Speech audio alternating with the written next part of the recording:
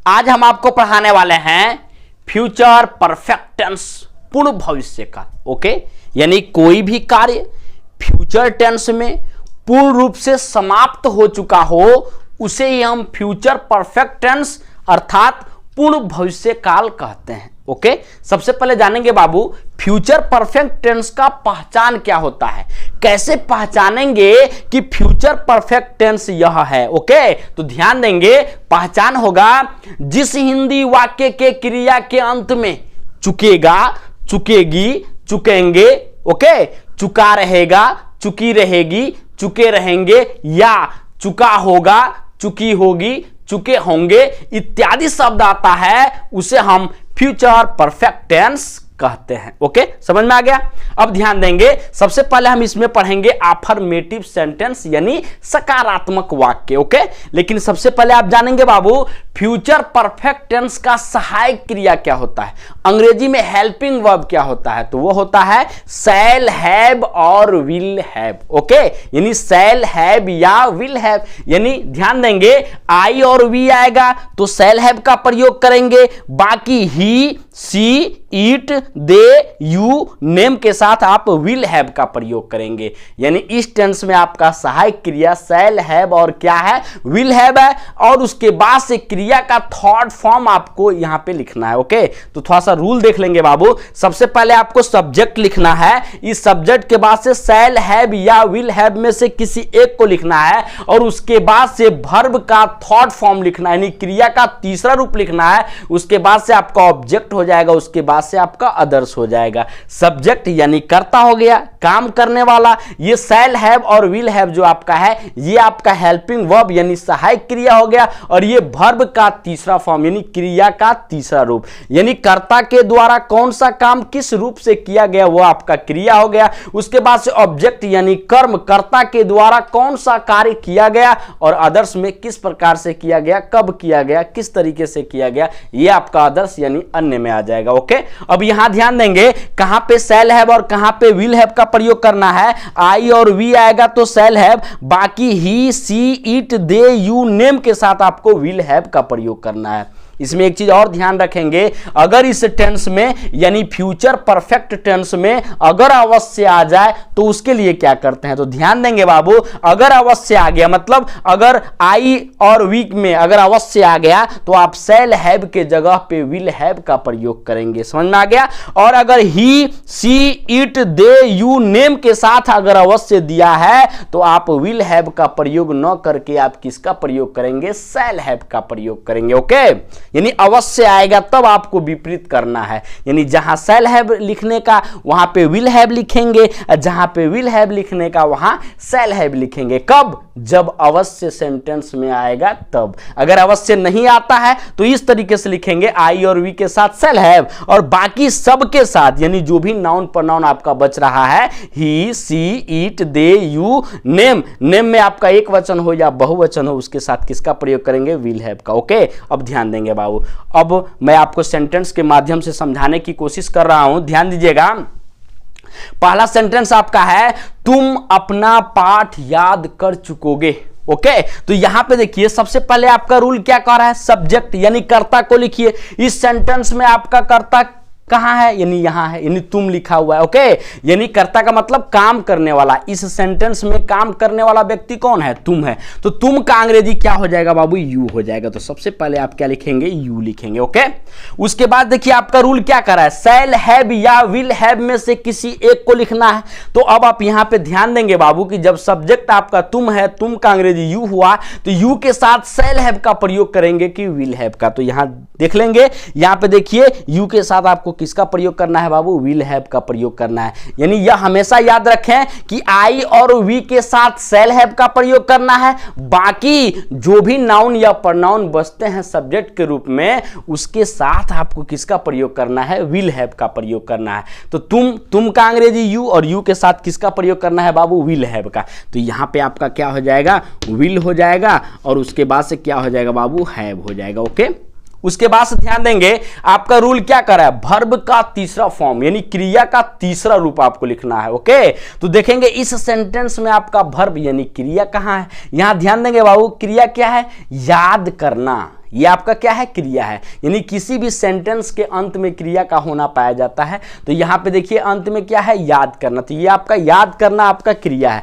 तो याद करना का अंग्रेजी क्या होता है, लर्न होता है। आपको क्रिया का कौन सा फॉर्म लिखना है, तीसरा फॉर्म। तो लर्न का जो तीसरा फॉर्म होता है वो लर्नड होता है, और सेकेंड फॉर्म भी लर्ट होता है। तो आपको लिखना कौन सा फॉर्म है, तीसरा फॉर्म, लर्ट हो जाएगा। तो यहां पे आपका LEARNT लर्ट हो गया। उसके बाद से ध्यान देंगे बाबू, उसके बाद से आपका रूल क्या करा, ऑब्जेक्ट यानी कर्म को लिखिए। इस सेंटेंस में देखेंगे कर्म क्या है, अपना पाठ। ओके, तो यहां पे जो कर्म है वो अपना पाठ है। तो सबसे पहले ध्यान देंगे बाबू, हम अपना के लिए यहां पे क्या यूज करेंगे, क्या लिखेंगे। तो देखिए जब अपना दिया है तो देख लेंगे यहां पे कर्ता क्या है, तुम का अंग्रेजी क्या होता है, यू। और यू के साथ हम अपना के लिए क्या लिखते हैं, अपने के लिए क्या लिखते हैं, योर लिखते हैं। तो यहां पे आपका क्या हो जाएगा, योर हो जाएगा। और उसके बाद देखिए अपना का संबंध किससे है, पाठ से। तो पाठ का अंग्रेजी क्या हो जाएगा बाबू, लेसन हो जाएगा। ओके, यहां पे आपका लेसन हो गया।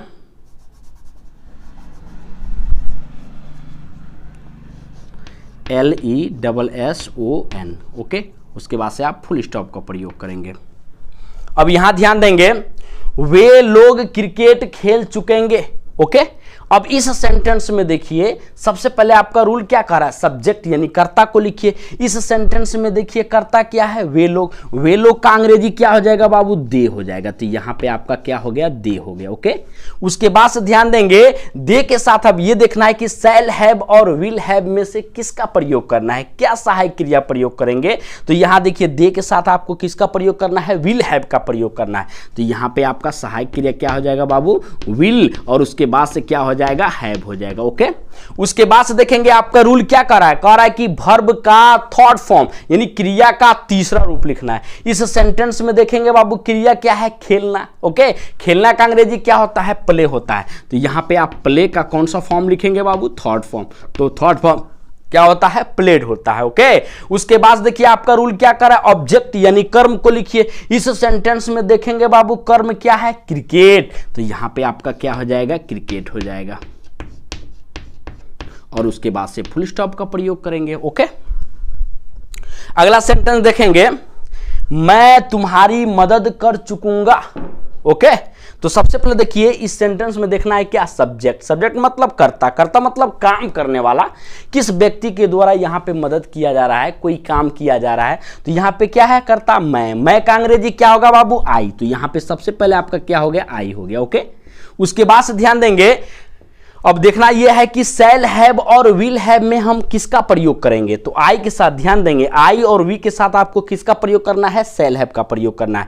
तो यहाँ पे आई के साथ किसका प्रयोग कर लेंगे बाबू, शैल हैव। तो यहाँ पे आपका शैल हो गया, और उसके बाद से क्या हो गया, हैव हो गया। उसके बाद से देखेंगे आपका रूल क्या कह रहा है, अब आप वर्ब का थर्ड फॉर्म लिखिए, तीसरा फॉर्म लिखिए। तो क्रिया का तीसरा फॉर्म आपको लिखना है। तो इस सेंटेंस में सबसे पहले देख लेंगे बाबू क्रिया क्या है, मदद करना। तो मदद करना मतलब सहायता करना, और उसका अंग्रेजी क्या होता है बाबू, हेल्प होता है। तो यहाँ पे आपका HEL और PED आपका हेल्प हो गया। उसके बाद से देखिए आपका रूल क्या करा, ऑब्जेक्ट यानी कर्म को लिखिए। अब इस सेंटेंस में देखेंगे कर्म क्या है, यानी मतलब मदद कर चुकूंगा। किसकी मदद कर चुकूंगा, तुम्हारी। तो तुम्हारी यहाँ पे किसका काम कर रहा है, ऑब्जेक्ट का काम कर रहा है। तो तुम्हारी का अंग्रेजी यहाँ पे क्या होगा बाबू, यू होगा। उसके बाद से फुल स्टॉप का प्रयोग करेंगे। ओके, अगला सेंटेंस देखेंगे बाबू, निगेटिव सेंटेंस नकारात्मक वाक्य।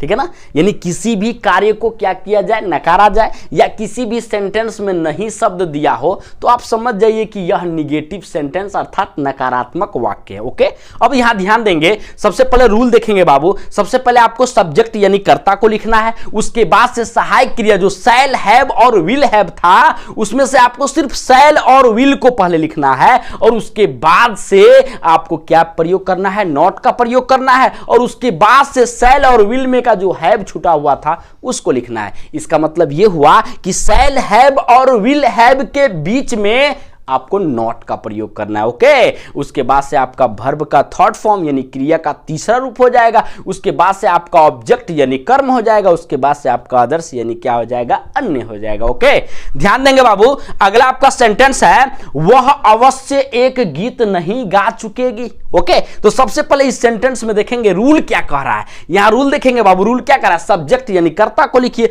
अब इस सेंटेंस में देखिए कर्ता क्या है, वह किसके द्वारा गीत गाया जा रहा है, वह के द्वारा। ओके तो वह देख लेंगे कि स्त्रीलिंग है कि पुल्लिंग है, ओके स्त्री है कि पुरुष है। तो यहां ध्यान देंगे बाबू, यहां पे चुकेगी दिया है, तो जब चुकेगी दिया है तो ये आपका क्या हो गया, स्त्रीलिंग हो गया। तो वह का अंग्रेजी ही न लिखकर आप क्या लिखेंगे, सी लिखेंगे। तो सबसे पहले आपको लिखना है सब्जेक्ट यानी सब्जेक्ट वह का अंग्रेजी यहां क्या हो जाएगा बाबू, सी हो जाएगा। ओके उसके बाद देखिए शैल विल में से आपको क्या यूज करना है, शैल का प्रयोग करेंगे या विल का प्रयोग करेंगे। तो सी के साथ आपको विल का प्रयोग करना है। तो यहां पे आप क्या लिखेंगे बाबू, विल लिखेंगे।